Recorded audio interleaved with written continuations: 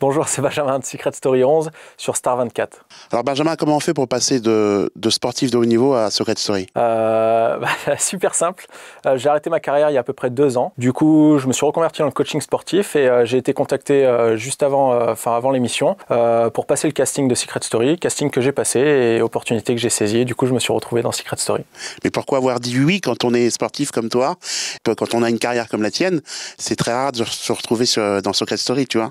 J'ai dit oui tout simplement pour vivre l'expérience, pour voir ce que c'était de l'intérieur. On entend beaucoup parler de la télé-réalité, mais finalement, il y a très peu de personnes qui connaissent ce que c'est. Et du coup, j'ai saisi une opportunité, tout simplement. Je suis un opportuniste et quand ça s'est présenté à moi, j'ai dit oui tout de suite. Alors, tes confrères sportifs, qu'est-ce qu'ils en pensent, puisque maintenant que tu es sorti? Alors j'avoue que j'ai absolument pas eu de contact avec mes confrères sportifs. C'est vraiment un milieu dans lequel on n'a pas l'habitude d'évoluer. La télé-réalité et le sport de haut niveau, c'est vraiment 2 mondes différents. Et du coup, j'ai absolument pas de nouvelles de tous mes confrères sportifs. Je pense que c'est un peu mal vu aussi par eux. Mais voilà, après on est là pour évoluer et pour faire évoluer les mentalités là-dessus. Moi, j'ai complètement changé d'opinion depuis que j'ai fait Secret Story sur la télé-réalité. Justement, on va en parler. Alors, il y a forcément des amis proches, même si tu devais rester dans le secret, à qui tu as dû parler en disant je vais peut-être être sélectionné par Secret Story. Qu'est-ce qu'ils te disaient? Tout simplement, mais t'es malade, ne fais surtout pas ça. C'est absolument ce qu'ils m'ont dit. Et je l'ai fait quand même. Pourquoi? Parce que c'est à moi que l'opportunité se présentait et je voulais vivre cette expérience et c'était quelque chose qui pour le coup je regrette pas du tout de l'avoir fait et c'est hyper enrichissant et c'est une expérience de malade. Est-ce que tu fais partie de ces candidats qui disent jamais plus jamais, pourquoi j'ai fait ça? Non, absolument pas. Au contraire, je suis vraiment content d'avoir fait ça et d'avoir vécu ce que j'ai vécu au sein de la maison. On apprend énormément sur soi-même et sur les autres en fait, parce que c'est une expérience unique dans le sens où on est dans une maison 24 heures sur 24 avec des personnes qu'on connaît pas à la base. On n'est pas perturbé par le téléphone, par la télé. Quand on parle à quelqu'un, on parle vraiment à quelqu'un et les échanges ils sont beaucoup plus profonds en fait. Et du coup ça c'était super intéressant. Et donc je recommencerai sans hésiter. En termes d'émotion, c'est de la même force que de gagner une course ou pas? En termes d'émotion, je dirais que c'est plus ou moins pareil. J'ai eu les mêmes sensations, par exemple, quand je suis rentré sur le Prime pour la première fois, exactement la même sensation que quand je suis rentré pour faire en finale olympique à Vancouver, par exemple. Exactement la même chose. On est submergé par un mélange d'adrénaline et de stress. Et du coup, on sait pas trop ce qu'on fait là, mais on a envie d'y aller quand même. Est-ce que toi, en fait, quelque part, tu t'es mis un challenge? Ah ouais, complètement. Parce que tu es sportif de haut niveau, les challenges, les paris, tu les connais par cœur, c'est ta vie quelque part, ça a été ta vie pendant une période. Complètement, c'était vraiment un challenge pour moi, passer à la télé comme ça. Au début, j'étais vraiment pas à l'aise. J'ai dû m'adapter et je suis passé du tout au tout. J'avais jamais regardé une émission de télé-réalité et je me retrouve les pieds dedans. Du coup, il y a eu une petite période d'adaptation et ça a été vraiment... j'ai vu tout de suite le travail que j'avais à faire sur moi et c'était clairement un challenge sur ça et je suis vraiment content de l'avoir fait. Sportif de haut niveau, les sportifs de haut sont des gagnants, ils veulent gagner. T'as pas été jusqu'au bout, ça t'a fait mal? Ça m'a fait clairement très mal. 3 semaines pour moi c'était trop court, je voulais vraiment aller plus loin et je suis vraiment dégoûté d'être sorti au bout de si peu de temps. Ouais, quand on commence quelque chose, quand on joue à quelque chose, on joue pas pour perdre et moi je voulais aller le plus loin possible et là d'être coupé comme ça dans l'élan alors que tout commençait à se mettre en place pour moi, je commençais d'être plus à l'aise avec les autres, monter des stratégies et rentrer clairement dans le game. Ça fait chier quoi, ça fait chier de sortir au bout de 3 semaines. Est-ce que ta défaite elle est due au fait que t'étais pas un spécialiste de télé-réalité, que tu connaissais pas justement ce monde-là, tu as dû l'apprendre durant ces 3 semaines, peut-être un peu avant de rentrer? Mais c'est exactement ça, j'aurais dû me préparer, j'aurais dû regarder plus d'émissions, apprendre davantage sur les personnalités qui étaient déjà à la maison, comment j'allais pouvoir interagir avec eux. J'aurais dû mieux me préparer à cette aventure et ça serait sûrement mieux passé. Mais j'ai pris ça à la légère alors que j'aurais dû le prendre comme je prenais les compétitions. Quand j'étais athlète de haut niveau, j'aurais dû faire exactement la même chose et me préparer pour ça. Tu aurais pu inculquer tout ce que tu as appris de ces 10 années à des jeunes et se dire que voilà, tu vas former la nouvelle génération française. Ouais. Ça aurait pu être sympa, ça aussi. Peut-être pas dans le sport dans ce que je faisais, mais ça c'est clairement une de mes ambitions. J'aimerais redonner l'envie aux gens, aux jeunes, de faire du sport et de le faire à haut niveau ou au moins en compétition. Je pense que si on mettait plus d'attention sur le sport de haut niveau, sur les compétitions, il n'y aurait pas tous les problèmes qu'il y a maintenant. Je m'explique. J'ai fait 2 fois les Jeux. J'ai été une fois finaliste. Je suis plus connu en faisant Secret Story qu'en ayant fait 2 fois les Jeux. Et pour moi, ça, c'est pas normal. Les gens devraient, enfin, en tout cas, ils devraient médiatiser beaucoup plus de sport, montrer beaucoup plus les champions et en tout cas les former, parce qu'on le voit avec la Coupe du Monde 98, l'élan que ça a donné à la France, la France qui gagne, les gens, ils aiment ça. Et derrière, ça lance toute une dynamique. Il y a beaucoup plus de jeunes qui vont aller s'inscrire dans les clubs de foot. Du coup, il y a beaucoup plus de personnes qui vont sortir à haut niveau, forcément. Donc, les équipes sont beaucoup plus fortes et ça élève le niveau de tout le monde, en fait. Et quand on voit ça, ça donne envie aux gens aussi de se dépasser dans leur milieu, que ce soit au travail, dans leur vie personnelle, dans leurs objectifs personnels, peut-être pas à haut niveau, mais au moins à leur niveau. Et je pense qu'il y aurait beaucoup moins de problèmes. Tu es sorti, pourquoi? Je pense que je suis sorti dans un premier temps parce que j'étais un nouveau et que rentrer au bout de 6 semaines de jeu, c'est pas évident. Il faut s'adapter et puis forcément, les autres qui sont là depuis 6 semaines, ils se disent putain, ça fait chier, ils jouent pour la même somme que nous, alors qu'ils arrivent après 6 semaines. C'est beaucoup plus facile. Donc déjà, d'entrée de jeu, on part avec un désavantage parce qu'ils vont se lier contre nous et c'est exactement ce qui s'est passé. Après, il y a eu plusieurs petites choses qui ont fait que je pense je suis sorti au bout de 3 semaines. C'est la semaine avant où la lumière était beaucoup sur Shirley et Barbara avec leur mission. Il y a eu le fait que je me sois séparé de Barbara et que je sois pas bien accepté des gars. Donc forcément, ça a mis pas mal de choses qui font que je suis sorti. Je trouve que ce que tu fais là, c'est quand même exceptionnel. Passer des Jeux Olympiques à Secret Story, il fallait oser. Ouais, mais du coup, il y a eu un petit moment où j'étais pas sûr. T'as hésité? On m'a dit de pas le faire. Et on a vraiment essayé de me dissuader de faire Secret Story parce que tout le milieu dans lequel j'étais comprend pas la démarche et comprend tout simplement pas la télé-réalité. Donc on a vraiment essayé de me dissuader de le faire et on a failli réussir. Sérieux? Ouais, il y a un moment donné où j'ai douté. Quels étaient leurs arguments?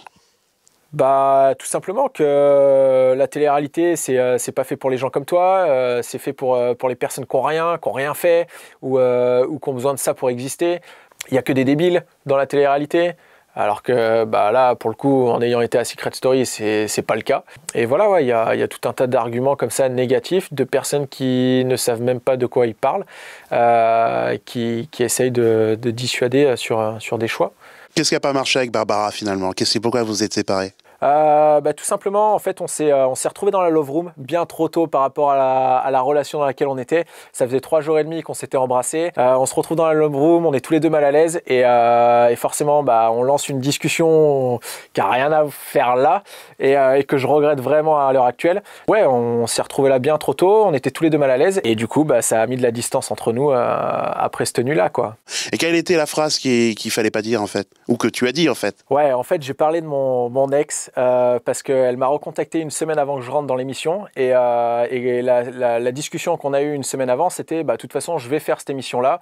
Moi, je vais pas dans cette émission pour rencontrer quelqu'un, donc on verra après. Et j'ai pas été clair avant de rentrer dans le jeu. Et quand je me suis retrouvé dans la Love Room, ça m'a fait cogiter sur ce qui allait ressortir de la Love Room, parce qu'en général, on va pas dans la Love Room s'il se passe rien. Et je me suis dit, c'est pas correct ce que je suis en train de faire, parce que j'ai dit que j'allais pas dans cette émission pour rencontrer quelqu'un. Après, j'ai envie de dire malheureusement, mais heureusement, j'ai rencontré Barbara. J'ai eu clairement un coup de cœur pour elle. Le feeling est super bien passé entre nous et ça s'est fait comme ça. Et après, c'était un peu trop tôt de se retrouver dans cette situation tous les deux. Tu préfères qui? Barbara ou ton ex? Ah non, clairement Barbara.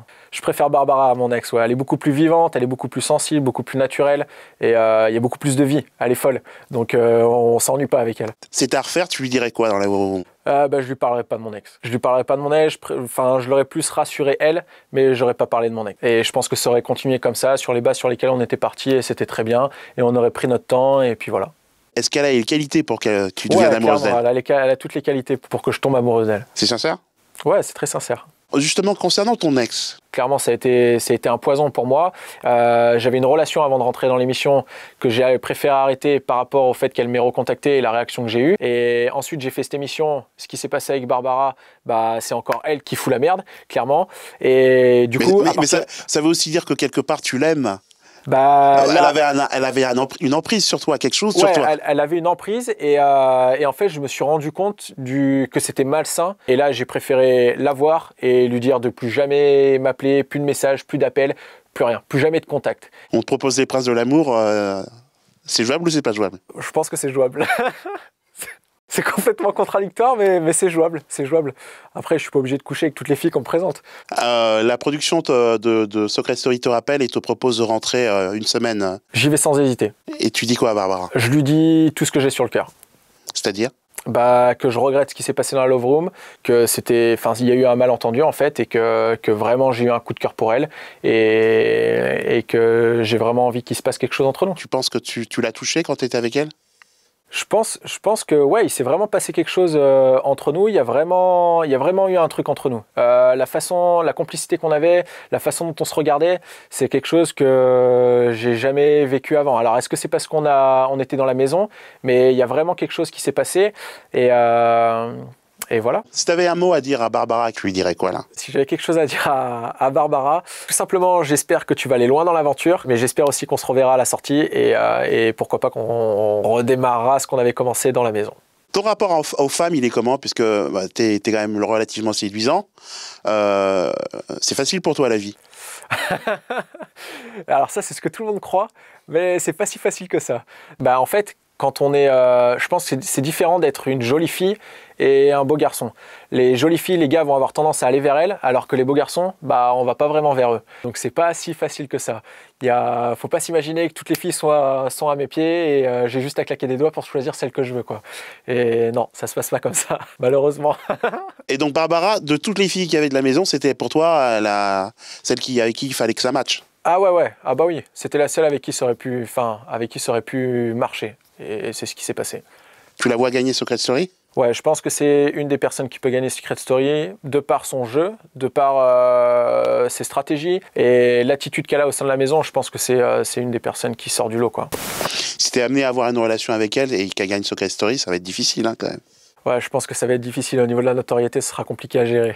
Les gens qui font carrière dans la télé-réalité, ils sont en couple en général, surtout les garçons, où ils enchaînent les filles. Ouais. Tu seras de quel type, toi? Celui qui va enchaîner les filles ou celui qui va se mettre avec une nana et se dire, voilà, on fait ça pendant 5 ans et on a nos fans qui nous suivent?